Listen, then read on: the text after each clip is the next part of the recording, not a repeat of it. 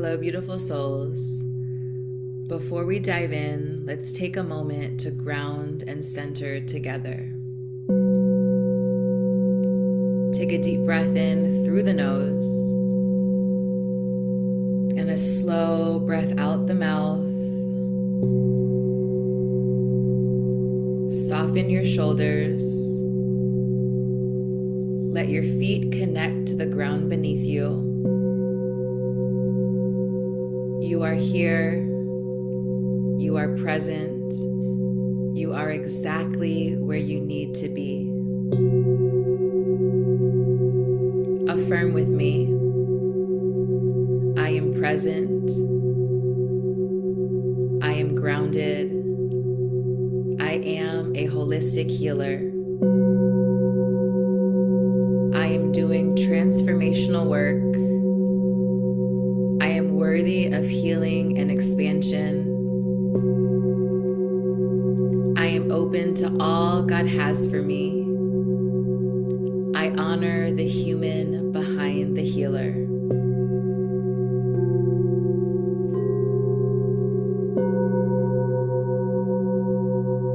Welcome to the Holistic Therapist Podcast, your safe space to decolonize, integrate, heal, and expand beyond the box of what it means to be a therapist and healer.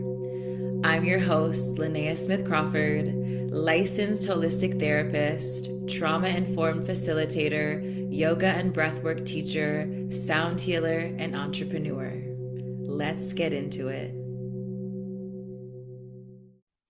Hello, beautiful souls, and welcome back to another episode of the Holistic Therapist Podcast. I'm your host, LeNaya Smith Crawford. I'm a licensed holistic therapist, trauma-informed yoga and breathwork teacher, sound healer, and wellness entrepreneur on a journey to help make holistic mental health and healing accessible, inclusive, and relatable by helping you, the therapist, and helping professionals that make this work possible. And so this month, it's all about the nervous system. Raise your hand if you have heard regulating your nervous system, reset your nervous system. How does your nervous system feel? What's going on in the nervous system, right? I think we all raised our hands. The nervous system and nervous system regulation feel like hot topics, right? It feels like post 2020, more folks have an understanding of how trauma impacts the body, but also how important the nervous system is to our mental health and our overall well-being, right? And so as a trauma therapist with over a decade of experience in this integrative and wellness space, I'm actually really happy that more folks are understanding how important the nervous system is to how you show up, how you regulate, how you live your life, but also how, we as therapists, how we hold space, right? And so if you hear nervous system regulation, reset the nervous system, all the things, we'll talk about what that means. But more importantly, let's talk about the nervous system. So the nervous system is, everyone has one. First things first. And so the nervous system is comprised of two different responses. We have the sympathetic nervous system and the parasympathetic nervous system. And so the sympathetic nervous system is the area of our nervous system that alerts us that we are in danger. It is the area of our nervous system that says, hey, something's wrong, I'm in danger, and I need to activate in some sort of way. And so when we talk about the sympathetic nervous system, there are many different responses. The common, most known responses are the fight and the flight response. The fight response means I'm activating to prepare to fight the danger, whatever it is, or the flight response, meaning I'm activated to flee away from the response, okay? There are two other responses when we're talking about the sympathetic nervous system. We have the fawn response and we have the freeze response, okay? So let's talk a little bit about the flight response. We're activating in a way where we feel like we've got to combat the danger, right? So activating via fight might be becoming defensive. It might be getting into conflict. It might be like yelling and getting into an argument, right? When we think about what that looks like in real life, because the examples that we always get is you're out in the forest and a bear comes. And I always think to myself, now I know folks like to hike, right? I like a good hike, not too deep, but we like a hike, right? We like a little walk. How many of us are encountering bears in our day-to-day lives? Okay. And so when you think about danger, think about things that actually apply to your day-to-day life. It could be something as simple as traffic. Hello. It could be having a disagreement with a spouse. It could be a child. Your child is just not listening. We love the children, but sometimes they don't listen. Okay. And so when these things happen and we start to get activated, right? What does it look like? It looks like agitation. It looks like racing heart, racing heartbeat. It looks like fast breath. It looks like foggy thoughts, right? And so all of these responses are responding to what we deem or what our nervous system is deeming as danger. Okay. And it's important to understand that life experiences, genetics all play a role in what we deem as danger, right? Someone could think that, going to the farmer's market, that might activate them and that might seem dangerous, right? And that might activate the fight, the fawn, the freeze response, and we'll talk about those responses. But for someone else, they love going to the farmer's market, right? Even thinking about certain work environments, right? If you're in an unsupportive work environment, if you experience microaggressions, if you're like the only woman on a team, right?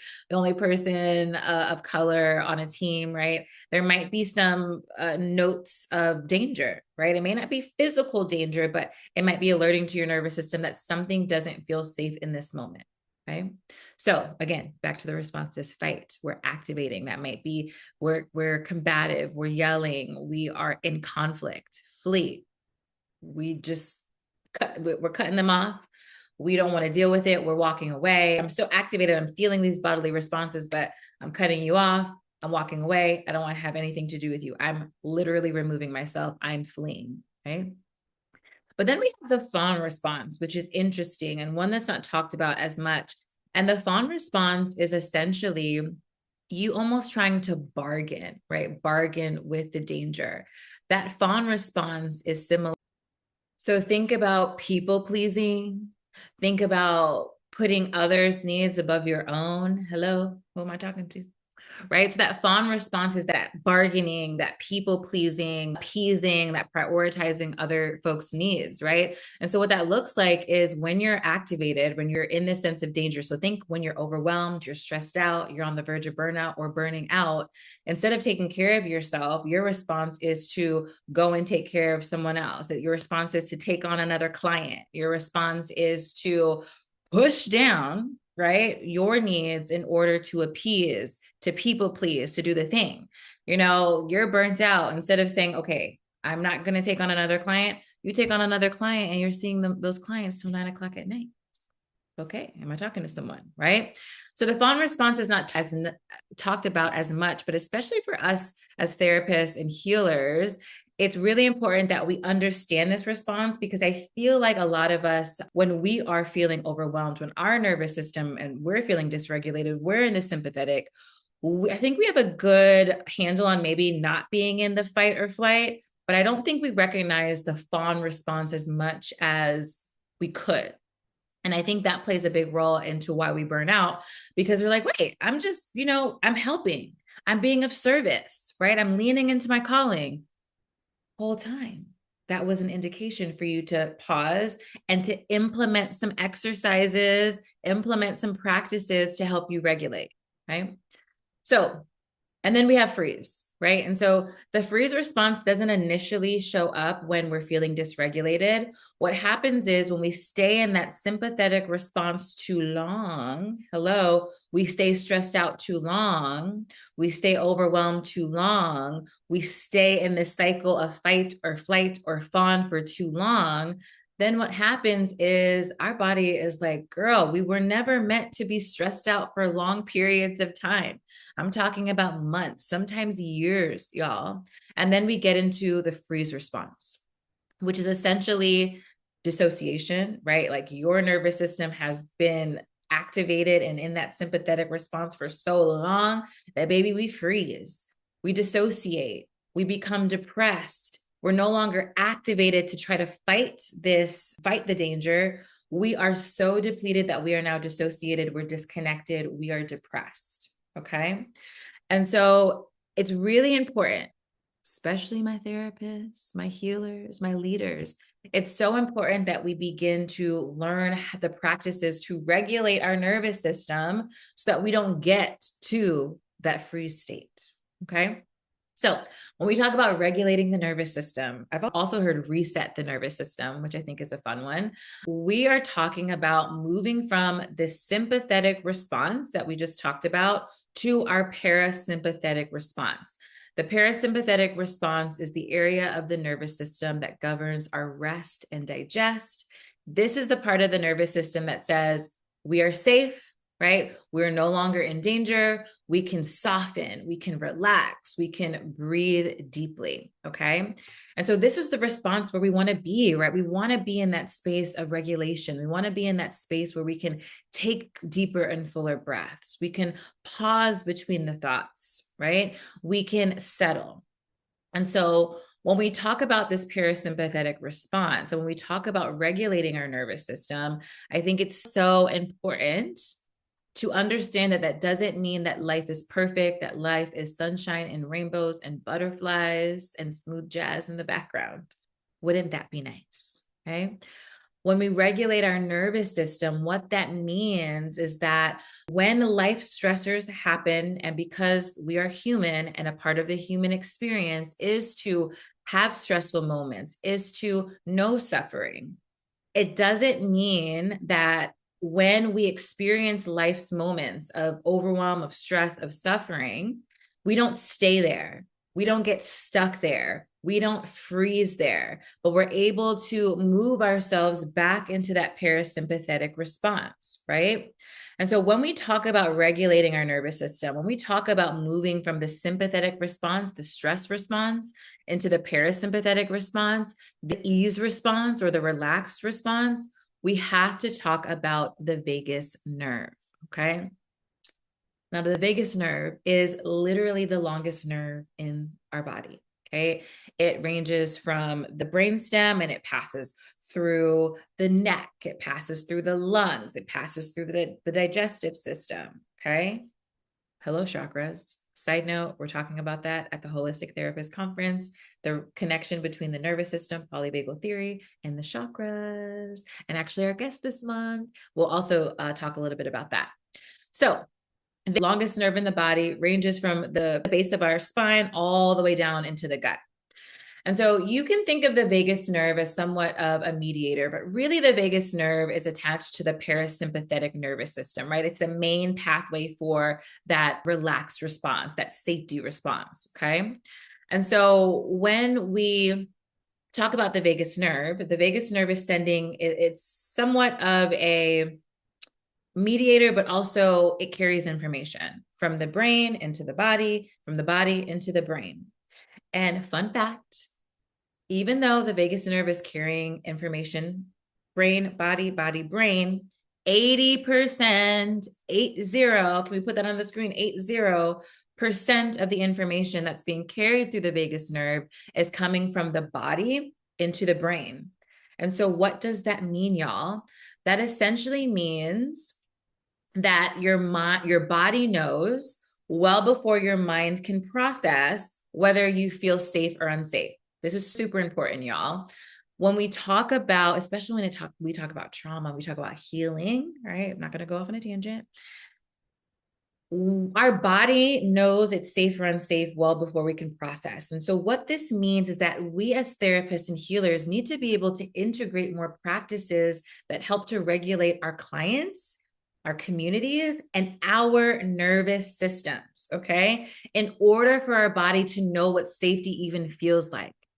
You know, when we get into like meditation and things like that, when we start to process some trauma, one of the first things that we do in any of those practices is finding a safe space. Like picture a place where you feel safe. Like where do you feel most safe? A lot of times it's hard to have a client picture, right? And visualize where they feel safe because they don't necessarily know what safety feels like internally, right? And so that's why it's really important that we have practices that regulate the nervous system, move us into that parasympathetic response, but also that help with vagal toning. And so, what is vagal toning?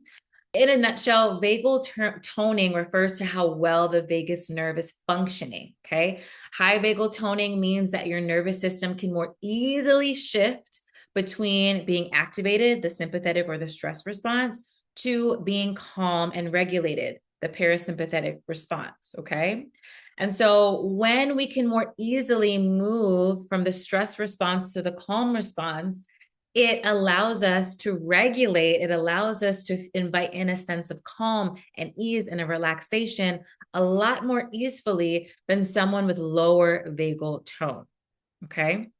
And so, how do we tone, right? How do we activate the vagus nerve? How do we incorporate vagal toning? Well, this is where holistic practices really come in, and being a holistic therapist, taking a holistic approach to the way that you live, you work, and do business, right? So, many different examples: deep, slow breathing, right? Especially with a longer exhale, right?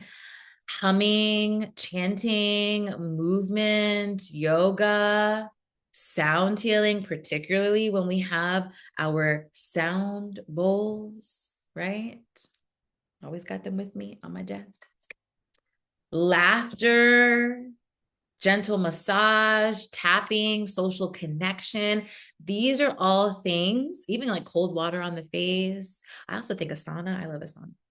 All of these things help to strengthen our vagal tone, which strengthens the vagus nerve, which allows us to be able to move into that rest, that calm, that relaxed response, right? So this is super important, right? And so why is this important for therapists and healers? Well, first of all, it's important that our clients and communities can find safety within their bodies, right? Can find regulation before we start to process the traumas, the anxieties, the depression, the relational issues, and all the things that we talk about, right? And it's much more easeful for your client to be able to process stressful moments, traumatic moments, when they have tools and practices to help them regulate. Again, regulation means moving from the stress response to the calm response, right? But also, how does it apply to us as therapists? Actually, we'll talk about that. Being able to have clients understand how to regulate their nervous system, but also you as the therapist being able to help them regulate their nervous system in real time in the therapy room is what sets apart holistic therapists from traditional therapists, right? We are not having you think your way into safety, right? We're not having you verbally process your way into safety. We have tools like yoga and breath work and sound and tapping and simple somatic tools as well to be able to help you regulate your nervous system in real time so that we can then get to the processing, right? Holistic therapists, where y'all at? But also for us as therapists and healers and leaders, when we're sitting with our clients, when we're sitting with our community members, when they are dysregulated, our own nervous systems can absorb that energy, right? Countertransference, transference, hello, right? And so if we have a low vagal tone, it can be easy to absorb the energy. It can be easy to take on the stress of our clients. It can be easy for us to experience compassion fatigue when we are not regulating our own nervous systems, right? And so when we are regulating and we are increasing our vagus nerve, expanding it, having it have higher vagal toning, we then become a source of co-regulation, a sense of calm presence, right? And our clients can then feel safe enough with us to give us the heaviness of whatever it is they're navigating, right? Regulating your nervous system is not just self-care, right? It's also a clinical skill. Let me say that again. Regulating your nervous system is not just about self-care and healing for you as the healer, but it is actually a clinical skill to make sure that you can be a presence of co-regulation. You can be a presence of calm, right? And so that your clients feel safe enough to give you the heaviness of whatever it is they're navigating, the anxiety, the depressions, the traumas, the overwhelm, right? The hopelessness at times. And so it's so important, right, that we recognize the importance that the nervous system plays in our wellness, in our mental health, for our clients, for our communities, but also for ourselves, for us as the therapists, the healers, and the leaders, right? And so I hope that this was a foundational, simple breakdown of what the nervous system is and the importance of regulation for you as the therapist, the healer, the leader, but also for your clients and your community members. And so, a gentle reminder, if you want to learn more about these tools, join us for the second annual Holistic Therapist Conference. Early bird doors are open. Save $200 off.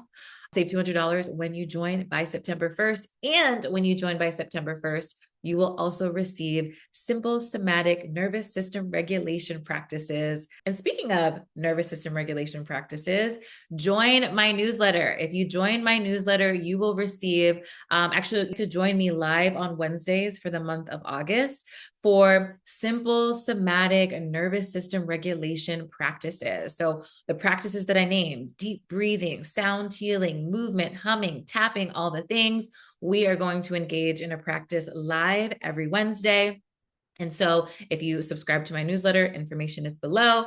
You can join those live practices. If you are part of the Holistic Healing membership, my Holistic Self-Care membership, you will get access to the replays. It'll go in your library. And so all of this to say, y'all, regulating your nervous system is actually as important as it sounds.